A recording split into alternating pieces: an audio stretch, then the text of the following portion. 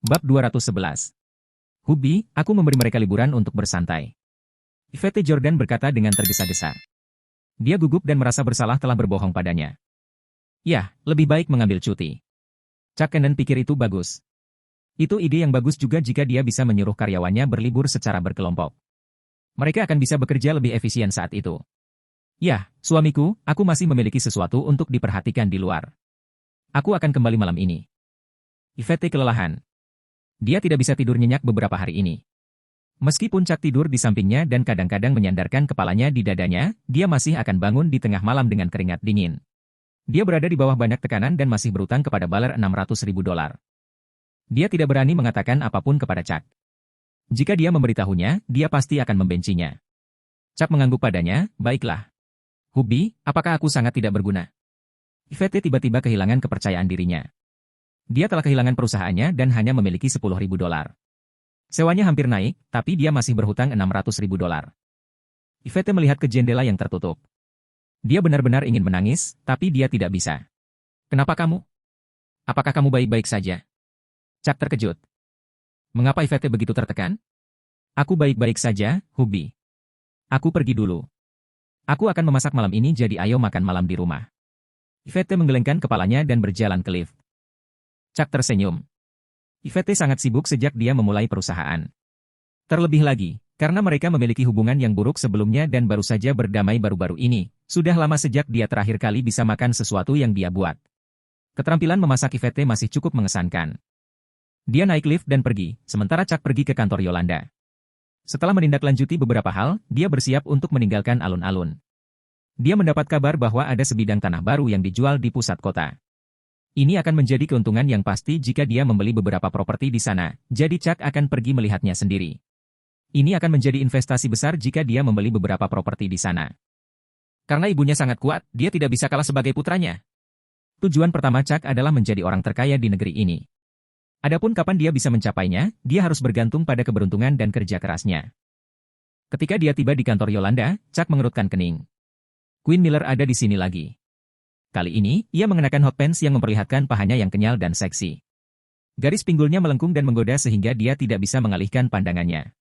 Chuck tiba-tiba teringat bagaimana dia menyelamatkannya dan membawanya ke motel malam itu. Dia sepertinya tidak bisa melupakan bahwa meskipun orang ini menyebalkan, sosoknya memang menarik. Quinn merasa jijik dengan tatapannya. Itu memuakkan. Dia hanya memelototi Chuck, berpikir bahwa dia adalah orang yang keji. Semua pria jahat, kecuali orang yang menyelamatkannya malam itu. Pria itu tidak akan pernah memanfaatkannya. Chuck sangat menyesal telah menyelamatkannya malam itu. Mengapa dia tidak membiarkan asisten itu pergi dengannya? Dia bisa saja berdiri di sela-sela dan menyaksikan seluruh adegan berlangsung. Apa yang kamu lihat? Suara Quinn terdengar dingin. Chuck tidak repot-repot memperhatikannya. Bukankah dia berpakaian seperti ini untuk merayu pria? Dia berjalan mendekat dan berkata, saya tidak akan menjual alun-alun bagaimanapun caranya. Berapa kali Anda ingin saya mengatakannya? Yolanda juga mencoba menjelaskan padanya, tapi Quinn telah menyerahkan rencana itu ke tangannya. Jika mereka tidak ingin menjualnya, Quinn mengancam akan membeli sebidang tanah di dekatnya dan membangun alun-alun yang semakin besar. Quinn sudah menyiapkan tim konstruksinya sendiri. Dia jelas berapa biaya untuk membeli tanah itu. 700 atau 800 juta dolar mungkin sudah cukup. Mendengar ini, Chuck sangat marah. Dia menatapnya dan berkata, lakukan apapun yang Anda inginkan. Saya tidak akan menjual alun-alun. Akhir cerita. Anda bisa membangun satu untuk semua yang saya pedulikan. Kamu akan menjualnya kepadaku. Quinn berkata dan bergegas keluar. Chuck mencibir, kamu sembuh dengan cukup cepat, bukan? Quinn menghentikan langkahnya. Dia menoleh dan menatap Chuck, bertanya, apa maksudmu? Kenapa dia menanyakan itu? Chuck ingin memberitahunya bahwa dialah yang menyelamatkannya hari itu. Namun, dia tahu bahwa dia tidak akan pernah percaya padanya bahkan jika dia memberitahunya. Akan lebih baik untuk memberinya penjelasan. Chuck terkekeh, pantatmu. Kamu jatuh sangat keras hari itu. Yolanda terkejut. Apa yang terjadi di antara keduanya? Tidak tahu malu. Quinn berbalik dengan marah dan berjalan keluar. Mengapa ada begitu banyak orang yang menjijikkan di dunia ini? Dia benar-benar kecewa dengan semua pria. Apakah satu-satunya pria di dunia adalah orang yang menyelamatkannya? Pada saat ini, Quinn benar-benar ingin tahu siapa yang menyelamatkannya. Adapun Chuck, dia berdoa agar dia tidak harus melihatnya lagi. Dia benar-benar menyesal menyelamatkannya. Jika dia bisa kembali ke masa lalu, dia tidak akan pernah menyelamatkannya dan mungkin akan menambahkan beberapa tendangan lagi ke kepalanya. Sementara itu, Yolanda bertanya-tanya apakah dia harus memberitahu Chuck bahwa perusahaan Yvette telah pergi. Apa masalahnya? Chuck menatap Yolanda, yang tampak bermasalah. Tidak. Yolanda mengangkat bahu. Dia telah berjanji pada Yvette untuk merahasiakannya, jadi dia tidak bisa benar-benar memberitahunya. Yang terbaik adalah jika Yvette bisa memberitahu Chuck sendiri. Kalau begitu aku akan pergi dulu. Chuck berkata sambil berjalan keluar. Dia melihat kru syuting masih sibuk syuting adegan di luar. Setelah bertanya-tanya, dia mengetahui bahwa hanya ada 2 hari lagi sebelum syuting akan berakhir di alun-alun sebelum mereka pergi untuk merekam adegan lain di tempat lain. Chuck mengamati pembuatan film sehari sebelumnya dan menemukan bahwa Sabrina Yalden cukup pandai berakting. Film ini pasti akan menjadi salah satu film terlaris sepanjang masa. Alun-alun juga menjadi sangat populer hanya dengan fakta bahwa Sabrina ada di sini. Chuck percaya bahwa bisnis alun-alun hanya akan menanjak mulai dari sini. Namun, dia memperhatikan bahwa Wilbur Wendell sedang menunggu Sabrina, yang masih sibuk syuting adegan. Dia tampak. Chuck penasaran. Dengan kemampuan Wilbur untuk menjemput gadis, mungkinkah dia sudah bersama dengan Sabrina? Sudah hampir seminggu. Chuck menggelengkan kepalanya dan turun ke bawah. Memotong. Sutradara, Erika Yannick berteriak. Sabrina baru saja keluar dari karakternya. Dia memperhatikan Chuck dari sudut matanya dan terus meliriknya, itulah sebabnya mereka harus merekam lagi. Dia diam. Dia pergi ke direktur dan berkata bahwa dia ingin beristirahat. Sutradara terkejut dan bertanya, apakah kamu tidak tidur nyenyak semalam? Tidak. Sabrina menggelengkan kepalanya dan melihat ke tempat Chuck baru saja pergi. Ketika Quinn masuk ke mobilnya, ponselnya tiba-tiba berdering dan dia menyadari bahwa itu adalah panggilan dari asisten barunya. Kali ini, dia berhati-hati untuk mempekerjakan seorang wanita sebagai asistennya. Dia tidak akan mengambil risiko lagi dengan mempekerjakan pria lain. Dia tidak ingin hal-hal berakhir seperti terakhir kali. Dia menjawab panggilan itu. Berbicara. Asisten baru berkata, Bos, kami telah menemukannya. Tatapan Quinn semakin dalam dan dia bertanya, di mana? Oke, aku akan segera ke sana. Meletakkan telepon, tatapan Quinn membara dengan nyala api yang ganas. Dia punya nyali untuk membiusnya. Quinn pergi ke tempat ini. Di tempat yang ditinggalkan. Asisten sudah dipukuli. Selama ini, dia tinggal sendirian di hotel murah. Dia sudah bosan dan memutuskan untuk memanggil pelacur. Namun, dia malah disambut oleh sekelompok orang. Dia tidak tahu siapa mereka tapi dia mengenali salah satu dari mereka dan langsung tahu mereka adalah Ante Quinn Miller. Asisten masih merasa takut tetapi sudah menduga ini akan terjadi. Dia sudah menyimpan video itu di suatu tempat yang hanya dia yang tahu. Selama dia tidak mati, video itu akan dibagikan kepada semua orang yang pernah dikenal Quinn. Suara mesin mobil meraung saat mobil membelok ke tempat itu. Ketika berhenti, pintu terbuka dan Quinn turun dari mobil dengan anggun. Asisten itu menyeringai. Dia pasti akan melakukannya dengannya suatu hari nanti. Quinn berjalan dengan wajah datar dan menampar wajahnya. Wajah asisten itu ternoda merah, tetapi dia tidak berteriak.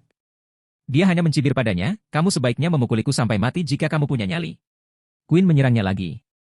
Dia benar-benar ingin membunuh orang ini. Bagaimana dia bisa memperlakukannya seperti ini? Jika bukan karena orang itu, dia akan dipermalukan olehnya. Sudah selesai. Kalau begitu biarkan aku memberitahumu, aku mengambil video wajahmu yang menggoda dan bahkan mengeluarkannya untuk menikmatinya kemarin. Kamu sangat cantik, aku bahkan. Asisten itu mencibir. Dia pikir Quinn tidak berani memukulnya setelah mengetahui bahwa dia telah direkam dalam video. Quinn mengangkat tangannya dan menamparnya lagi. Asisten itu mengeluarkan darah dari bibirnya dan dia menatap Quinn dengan marah, mengancam, beri aku $50 juta dan biarkan aku pergi. Atau aku akan mengirim videomu ke semua orang yang kamu kenal dan biarkan mereka melihat keadaan burukmu. Quinn memelototinya. Samar-samar dia ingat bahwa dia telah mengambil video dirinya. Lebih buruk lagi, dia mungkin secara tidak sengaja memperlihatkan dadanya ketika dia sedang berjuang. Ekspresi Quinn menegang. Jika orang lain melihatnya dalam keadaan seperti itu, dia tidak akan pernah bisa menerimanya. Quinn menenangkan dirinya dan memerintahkan, ambil teleponnya. Asisten itu mengejek, apakah Anda benar-benar berpikir saya akan membawa ponsel saya? Quinn menyipitkan matanya dan menggertakkan giginya, apakah kamu tidak membawa ponselmu? Mari kita kesampingkan dulu. Izinkan saya bertanya, siapa yang menyelamatkan saya hari itu? Bab 212. Apa katamu? Quinn Miller menyipitkan matanya dan menatap mantan asistennya, wajahnya sudah merah dan bengkak karena semua tamparan. Apakah kamu benar-benar ingin tahu? Aku yakin kamu pasti jatuh cinta padanya. Asisten itu terkekeh. Dia benar-benar terkejut mendengar Quinn menanyakan pertanyaan ini padanya. Lagi pula, dia sudah lama bersama Quinn, jadi dia akrab dengan tics dan kebiasaannya. Dia tahu bahwa Quinn selalu lajang. Dia mungkin merindukan seseorang untuk menemaninya setelah begitu lama melajang. Bagaimanapun, semua wanita akan jatuh cinta dengan pahlawan mereka. Semakin dia memikirkannya, semakin dia merasa geli. Bagaimana jika dia mengetahui bahwa orang yang dia cari sebenarnya adalah orang yang paling dia benci dan orang yang mengintip di balik roknya? Bagaimana dia akan bereaksi? Namun, dia tidak akan mengungkapkannya dengan mudah. Jika Queen ingin tahu, lebih baik dia membiarkannya pergi dengan sejumlah uang. Queen mengangkat tangannya dan menamparnya lagi. Matanya yang indah sedingin es saat dia berkata, sebaiknya kau jujur padaku. Asisten itu tertawa terbahak-bahak, mengetahui bahwa deduksinya benar. Queen sangat terburu-buru untuk menemukan orang yang telah menyelamatkannya. Apakah dia benar-benar menyukai orang ini? Tentu saja, dengan sosok Queen yang menggoda dan keadaan mengigau, Chuck Cannon mungkin sudah berhasil dengannya. Queen pasti sangat bersikeras untuk menemukannya karena ini.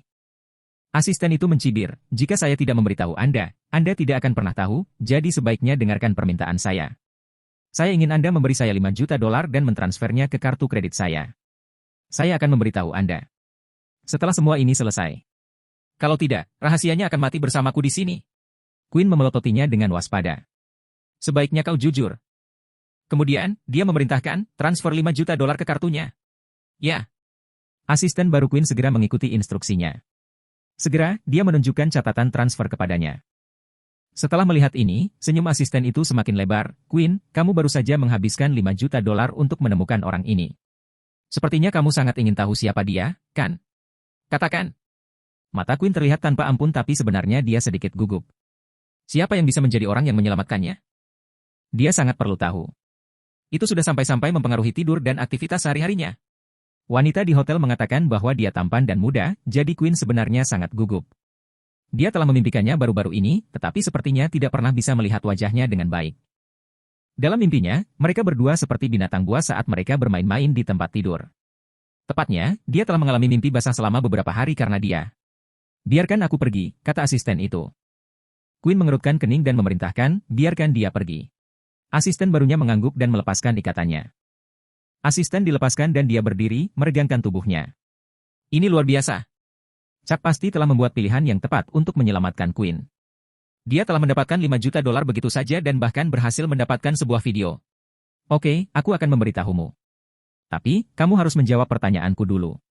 Asisten itu memandang Queen dengan cabul. Dia masih kesal memikirkan bahwa Chuck telah meletakkan tangannya di atasnya terlebih dahulu. Wanita yang luar biasa seperti itu seharusnya menjadi miliknya hari itu. Katakan, apakah kamu merasa baik malam itu? Queen menamparnya, bertanya, apakah kamu ingin mati? Asisten itu menutupi pipinya dengan tangannya dan mencibir, sepertinya kamu benar-benar diambil olehnya di tempat tidur untuk menjadi begitu putus asa. Haha. Ya, karena saya telah mengambil uangnya, saya akan memberitahu Anda. Ini orang itu. Queen tidak lagi marah. Dia menjadi gugup saat dia menahan napas. Dia akhirnya akan tahu siapa penyelamatnya. Yvette Jordan ada di dalam mobil. Dia telah bergabung dengan grup paruh waktu di media sosial di ponselnya sejak lama ketika dia belum memulai perusahaannya. Dia telah meninggalkannya di sana selama bertahun-tahun dan akhirnya bisa memanfaatkan informasi di dalamnya dengan baik. Kelompok ini menawarkan banyak pekerjaan paruh waktu yang berbeda. Namun, apakah ada pekerjaan yang bisa dia lakukan untuk mendapatkan $600.000 untuk kembali ke Baler dalam sebulan? Dia telah memikirkannya sejak lama dan memutuskan untuk mengambil beberapa pekerjaan real estate.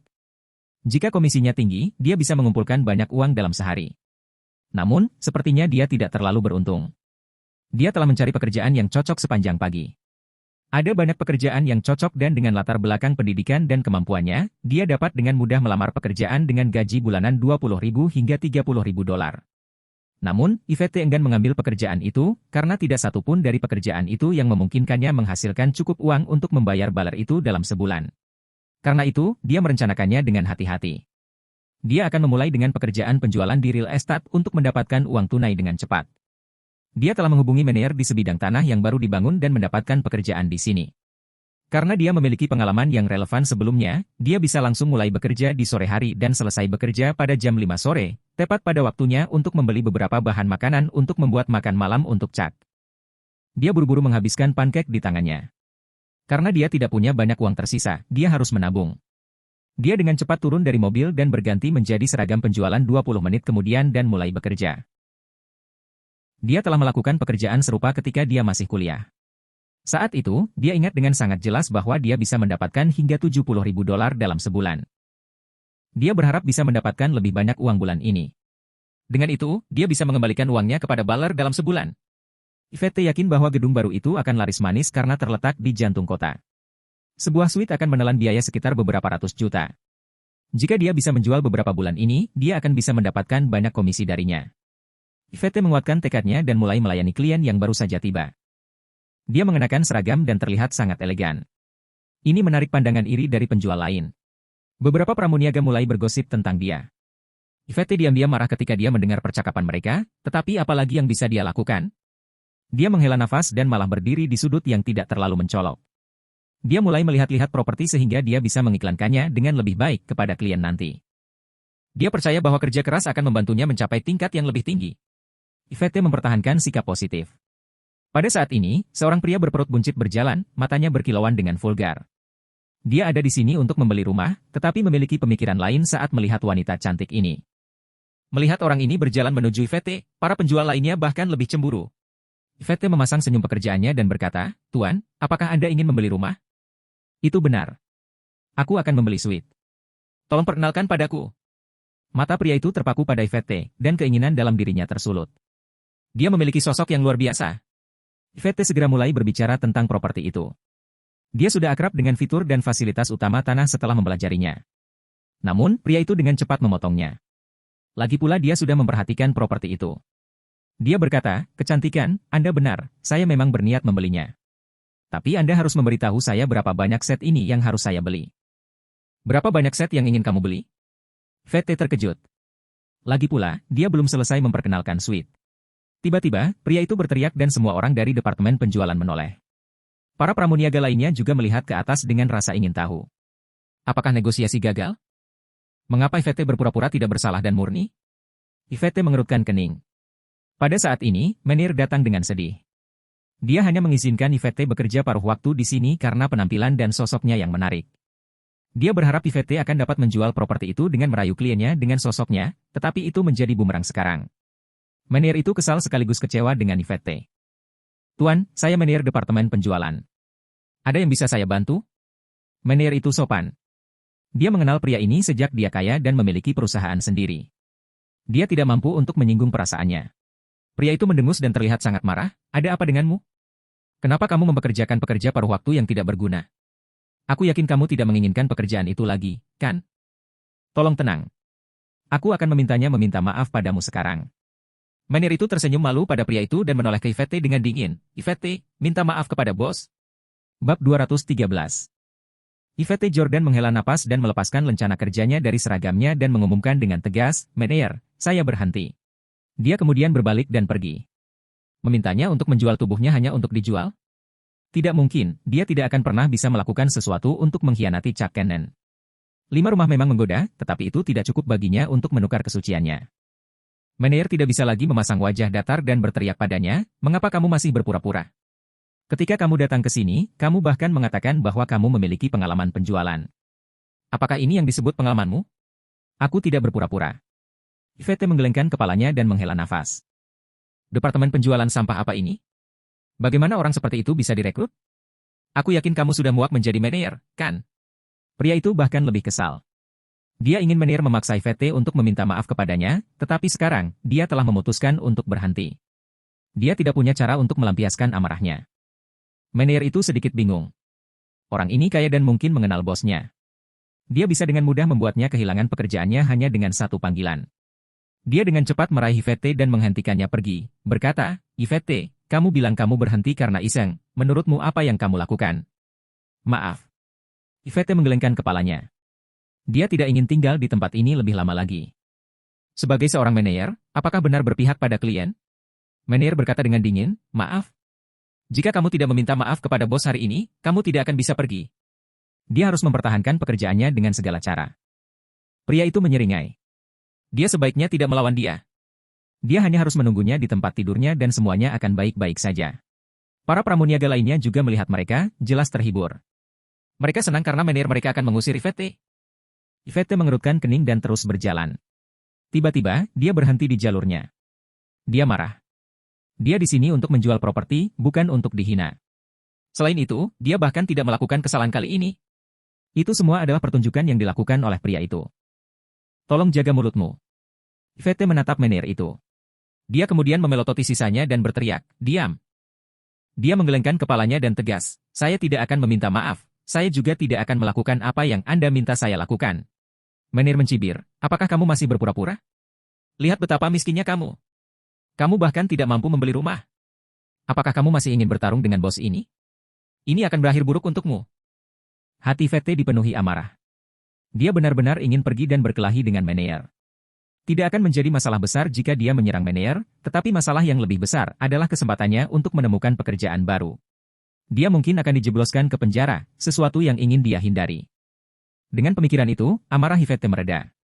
Lupakan saja, dia akan tetap pergi. Menier masih meneriakinya, dapatkan dirimu di sini sekarang juga. Saat ini, pintu kaca otomatis tiba-tiba terbuka dengan bunyi lonceng yang keras saat seseorang masuk ke tempat itu. Para penjual lainnya menoleh dan melihat bahwa itu adalah seorang pria muda. Dia berpakaian rapi, tetapi tidak ada yang tahu apakah dia benar-benar memiliki kekayaan untuk mendukungnya. Orang yang masuk adalah Chuck. Dia sudah memutuskan untuk datang sejak pagi ini di alun-alun. Tempat ini memiliki perkebunan yang baru dibangun dan dia sudah berpikir untuk membelinya. Lagi pula, lokasi itu sendiri sudah menjamin keuntungan. Dia langsung menuju ke model rumah dan mulai mengamatinya. Itu cukup mengesankan, terutama lokasinya. Jika dia membelinya tahun ini, harga saham gedung itu pasti akan naik. Ini akan menjadi investasi yang bagus. Chuck terlalu fokus dan tidak melihat Yvette di sudut sama sekali. Tuan, apakah Anda berencana membeli rumah? Seorang pramuniaga datang untuk memperkenalkan properti itu kepadanya. Meskipun Chuck tampaknya tidak punya banyak uang, dia masih harus menyambutnya. Berapa banyak ini? Chuck sudah meneliti sebelum datang. Dia tahu bahwa harganya sekitar 3 juta dolar. Si pramuniaga berkata, halo, harganya 3 juta dolar. 3 juta? Berapa depositnya? Chuck bertanya setelah memikirkannya. Si pramuniaga berkata, ini 30% dari harga rumah, jadi sekitar 1 juta dolar. Chuck mengambil keputusan dengan cepat dan mengangguk, baiklah. Tolong beri aku 2. Dia tidak meminta uang dari ibunya karena masih ada beberapa aset likuid yang bisa dia gunakan dari alun-alun. Meskipun tidak banyak, itu masih cukup untuk membeli 2 set real estate karena harganya hanya 2 juta dolar. Dia masih harus menggunakan uang dari alun-alun untuk membayar sisa sewa rumah. Oke, silakan lewat sini. Si pramuniaga terkejut. Kesepakatan itu dilakukan hanya dalam sekejap mata. Tidak ada yang menyangka bahwa dia cukup kaya. Hubby. Ketika Yvette melihat Chuck, dia sangat terkejut sehingga dia pikir dia sedang berhalusinasi. Kenapa Chuck ada di sini? Untuk membeli rumah? Ya, sepertinya memang begitu karena dia melihat Chuck berbicara dengan pramuniaga dan dibawa ke konter setelahnya. Kamu gila. Menier mengejek, sudah terlambat bahkan jika Anda sudah mengetahuinya sekarang. Orang lain telah melayani klien di sini. Menurutnya, itu tidak mungkin. Dia baru saja mendengar Chuck mengatakan bahwa dia ingin memesan 2 rumah. Depositnya sendiri sudah menelan biaya hingga 2 juta rupiah. Karena Yvette ada di sini untuk menjual real estate, suaminya tidak akan pernah begitu kaya. Dia mungkin hanya tertarik pada pemuda itu. Menier memandang rendah dirinya, dan begitu pula pramuniaga lainnya. Siapa dia? Jika dia di sini bekerja, bagaimana suaminya tidak tahu? Baginya untuk sekadar memanggil seseorang sebagai suaminya, apakah dia tidak tahu malu? Pria itu barusan bahkan lebih marah. Jalan ini. Membuang. Yvette cemas dan dia memanggil dengan keras. Baru pada saat itulah Chuck mendengarnya. Dia menoleh dengan bingung dan langsung terpana. Tuan, tolong bayar deposit di sini. Kata pramuniaga itu sambil tersenyum. Pada saat yang sama, dia menatap Yvette dengan dingin. Apakah dia mencoba mencuri kliennya? Chuck menggelengkan kepalanya dan mengabaikannya. Dia berjalan ke Yvette dan terkejut. Mengapa Yvette mengenakan seragam di sini? Apa yang sedang terjadi? Apakah ini yang dia katakan padanya bahwa dia harus melakukannya di pagi hari? Melihat tatapan curiga Chuck, Yvette akhirnya menyadari apa yang terjadi. Dia memanggil Chuck secara impulsif ketika dia melihatnya barusan, tetapi dia lupa bahwa dia mengenakan seragam. Bagaimana dia akan menjelaskannya padanya? Apakah dia akan mengaku bahwa dia telah kehilangan perusahaannya? Hati Yvette gelisah. Jika dia mengatakan itu, Chuck pasti akan sangat kecewa padanya. Chuck terkejut dan bertanya, sayang, mengapa kamu di sini? Menier dan pramuniaga lainnya tercengang. Apa? Apakah dia benar-benar suaminya? Pramuniaga yang baru saja melayani Chuck mencibir. Sepertinya dia benar, pria itu tidak punya banyak uang. Dia benar-benar memasang muka dengan mengatakan dia ingin membeli 2 rumah. Aku. Yvette menundukkan kepalanya. Ada apa? Bukankah kamu mengatakan bahwa kamu memiliki beberapa hal untuk diperhatikan? Mengapa kamu ada di sini? Chuck cemas. Yvette pasti sangat kekurangan uang untuk bisa bekerja paruh waktu di sini. Chuck segera mengerti. Itu harus terjadi. Sayangnya, mengapa Yvette begitu keras kepala dan menolak untuk mendapatkan uang darinya? Menir mencibir, istri Anda di sini untuk menghasilkan uang. Tidakkah Anda tahu itu? Chuck meliriknya dan mengabaikannya. Dia langsung berkata kepada Yvette, sayang, kamu harus melanjutkan pekerjaanmu. Kita akan membicarakannya ketika kita kembali. Sekarang Yvette sudah bekerja di sini, dia tidak bisa membawanya pergi begitu saja, bukan? Itu tidak sopan baginya. Aku. Hati Yvette dipenuhi dengan kekecewaan. Bagaimana dia bisa terus bekerja? Chuck menyeringai, sayang, aku akan membeli rumah darimu. Tolong beri aku 2. Hubby, kamu. Yvette menutup mulutnya karena terkejut. Chuck menginginkan 2 rumah. Setoran akan menelan biaya setidaknya $2 juta. Di mana dia akan mendapatkan begitu banyak uang? Selain itu, ia berhasil membeli BMW seri 7 dan mobil sport yang harganya hampir $5 juta. Yvette sangat terkejut. Pramuniaga yang melayani Chuck sebelumnya tidak akan membiarkan Yvette mengambil bisnisnya dengan mudah. Dia dengan cepat menyela dan berkata, Tuan, istri Anda bukan lagi karyawan di sini sejak dia berhenti. Dia melanjutkan, Tuan, tolong ikuti saya untuk membayar deposit di sini. Chuck mengabaikannya. Dia terkejut dan bertanya, sayang, kamu. Yvette selalu cukup tangguh di tempat kerja, jadi bagaimana dia bisa menyerah dengan mudah? Sesuatu pasti telah terjadi. Yvette menggelengkan kepalanya dengan gelisah, Hubby, aku tidak ingin melakukannya lagi. Suaranya keluar sebagai mencicit karena dia tidak bisa mengumpulkan kepercayaan diri untuk mengatakannya. Chuck segera mengerti bahwa dia pasti telah diganggu sampai dia berhenti. Oleh karena itu, Chuck mengangguk dan meyakinkannya, tidak apa-apa. Karena Anda baru saja berhenti, saya pikir saya akan kehilangan membeli rumah di sini. Itu baik-baik saja karena masih ada pilihan lain di tempat lain. Suami. Yvette tersentuh. Namun, jika Chuck benar-benar memiliki uang untuk membeli rumah di sini, akan sangat disayangkan dan rugi jika dia menolak untuk membelinya di sini. Dia baru saja akan membujuk Chuck untuk melanjutkan pembeliannya. Bab 214. Chuck Cannon mengerutkan kening. Yvette juga marah. Dia bisa dianiaya, tetapi dia tidak ingin Chuck terseret ke dalam kekacauannya. Apa katamu? Yvette Jordan menatap mereka. Dia tidak tahu dari mana Chuck mendapatkan uang untuk membeli rumah. Tapi sejak dia masuk, dia pasti serius membeli rumah. Dia hanya berhenti membelinya karena dia. Kenapa kamu masih berpura-pura? Apakah suamimu masih akan mengadakan pertunjukan di sini? Menir mencibir, saya tahu itu. Anda di sini untuk menjual properti, jadi bagaimana suami Anda memiliki kemampuan untuk membeli rumah di sini? Saya dapat membantu Anda menjelaskannya hanya dengan 2 kata sederhana, pamer. Ya. Aku yakin mereka hanya pamer. Pramuniaga yang baru saja merawat Chuck juga mencemooh mereka karena membuatnya bahagia tanpa alasan. Tidak berguna. Yvette berkata dengan dingin, diam. Suamiku punya uang untuk membeli rumah. Dia tidak membelinya karena aku. Menir itu mencemooh, oh, lalu mengapa Anda tidak meminta suami Anda untuk membelinya sekarang? Kalau tidak, dia hanya bicara besar. Pramuniaga itu menambahkan dengan sinis, sebuah kaleng mengeluarkan suara paling keras. Kuncinya di sini adalah kemampuan untuk membayar. Karena Anda mengatakan dia mampu membelinya, apakah Anda akan membayar tunai atau kredit? Chuck melirik mereka berdua dan berkata dengan tenang, aku sudah mengatakan bahwa aku tidak akan membelinya. Pramuniaga itu mencibir padanya, jika kamu miskin, katakan saja. Berhentilah mencoba mengudara dan katakan bahwa kamu punya uang. Dasar pengemis. Chuck mengerutkan kening. Yvette, jangan berpikir bahwa kamu akan baik-baik saja dengan suamimu di sini. Aku masih akan membuatmu meminta maaf kepada bos ini di depan suamimu. Kata Menir itu dengan sinis. Karena mereka berdua miskin, dia tidak segan-segan melemparkan mereka ke bawah bus. Pria itu berjalan dengan senyum licik di wajahnya saat dia berkata, wah, menyingkir dariku. Wanitamu akan meminta maaf padaku. Yvette berkata dengan cemas, Hubby, barusan dia memintaku untuk. Menir berteriak pada mereka dengan tidak sabar, cepat. Cepat, atau aku akan menemukan seseorang untuk mematahkan kaki suamimu. Pria itu mengancam mereka sambil memelototi Chuck dengan jijik. Dia bisa dengan mudah menghancurkan orang seperti Chuck, yang bahkan tidak mampu membeli suite. Tentu saja, jika kamu mendengarkanku dengan patuh dan membawaku untuk memeriksa beberapa kamar, aku akan membiarkan suamimu pergi dan bahkan membeli 5 suite darimu. Bagaimana menurutmu? Pria itu mencibir. Apakah dia masih menolaknya sekarang? Yvette hanya memelototinya. Namun, bahkan sebelum dia selesai mengejek mereka, pria itu tiba-tiba jatuh ke tanah, melolong kesakitan sambil memegangi perutnya. Menir, serta pramuniaga lainnya, tercengang. Chuck meraih kursi di sebelahnya dan berjalan dengan tatapan dingin di matanya. Kamu berani memukulku, aku. Pria itu bangkit dan sangat marah. Chuck bahkan tidak memberinya kesempatan untuk membalas.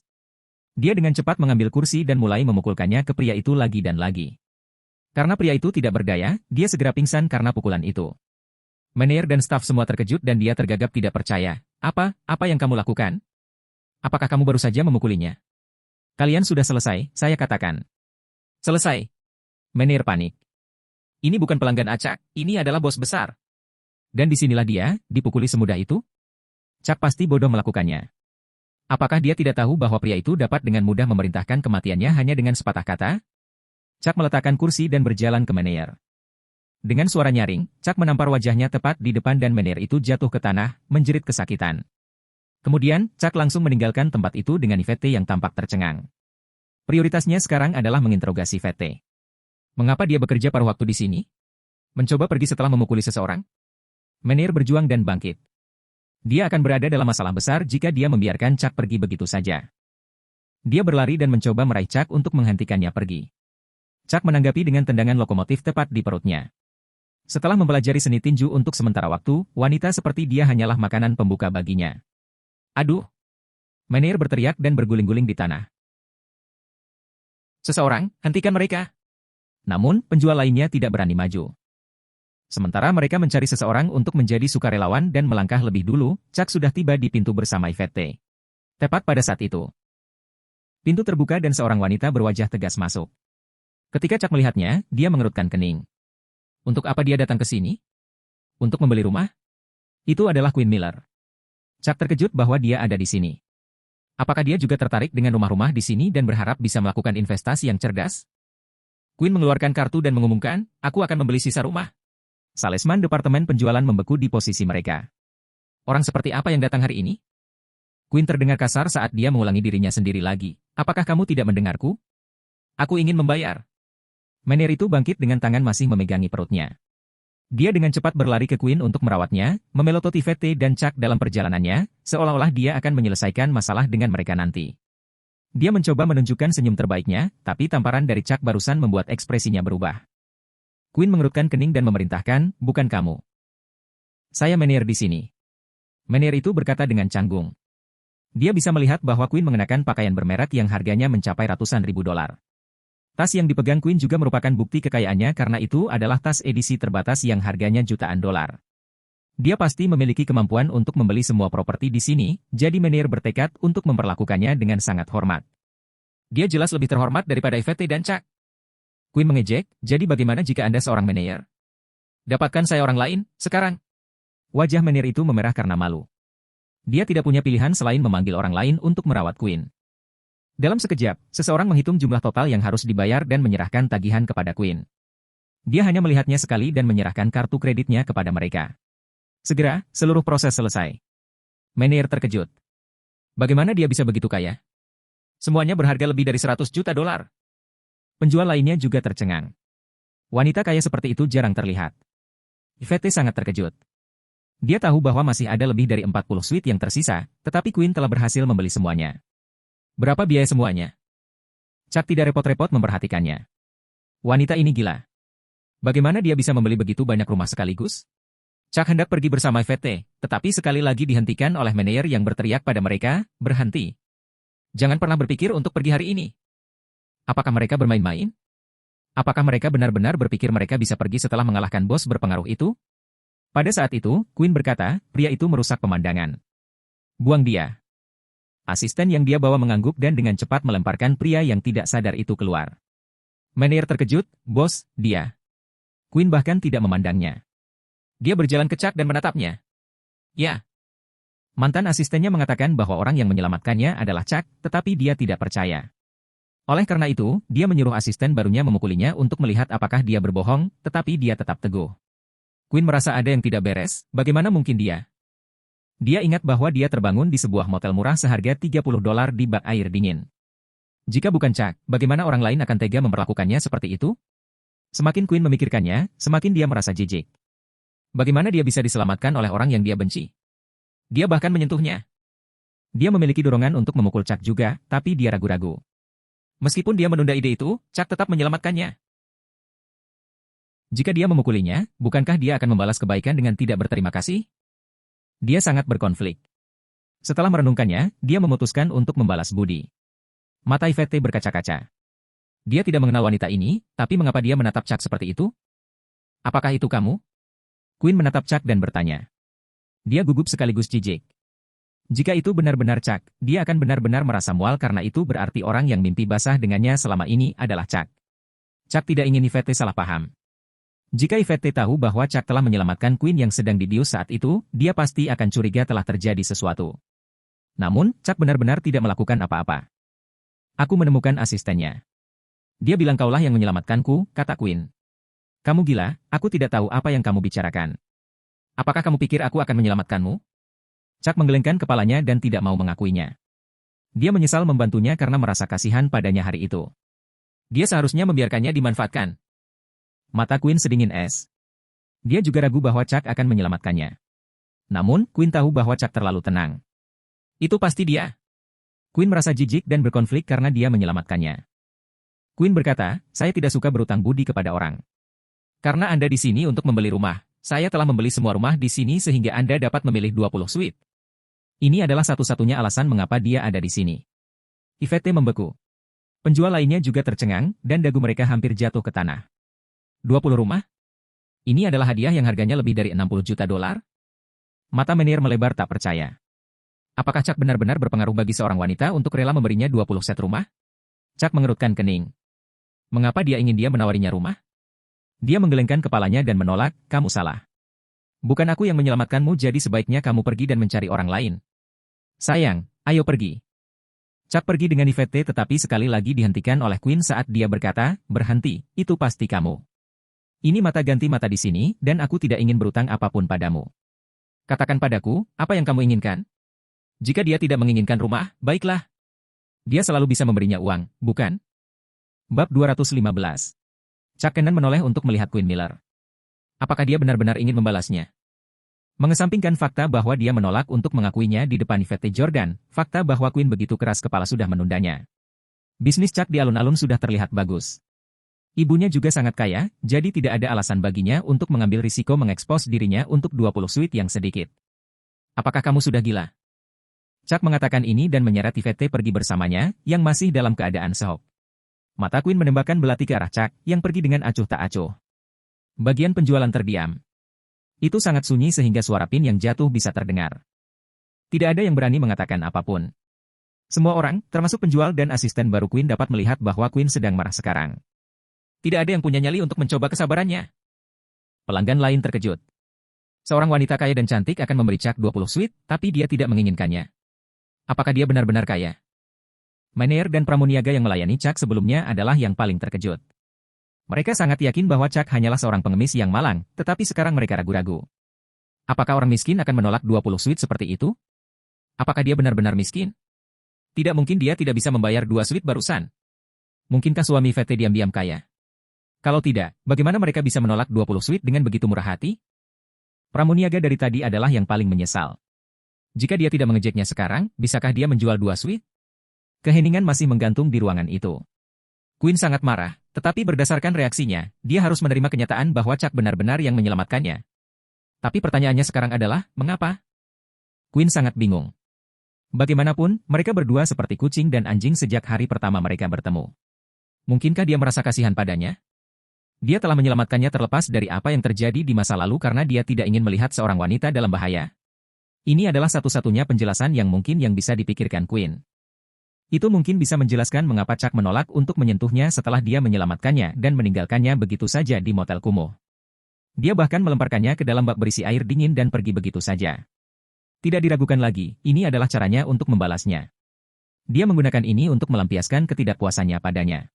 Queen terdiam. Dia telah mengintipnya dari bawah dan bahkan meraihnya di tempat yang tidak seharusnya. Dia sangat menjijikkan, tapi dia juga seorang pria. Karena dia telah melakukan apa yang seharusnya dilakukan seorang pria, dia sama sekali tidak berguna. Kemarahan di hati Queen tanpa sadar menghilang dan dia tidak bisa tidak memikirkan mimpi basah yang dia alami selama beberapa hari terakhir. Dia benar-benar bermimpi melakukannya dengan dia. Dia menggelengkan kepalanya dan menghilangkan pikiran di benaknya.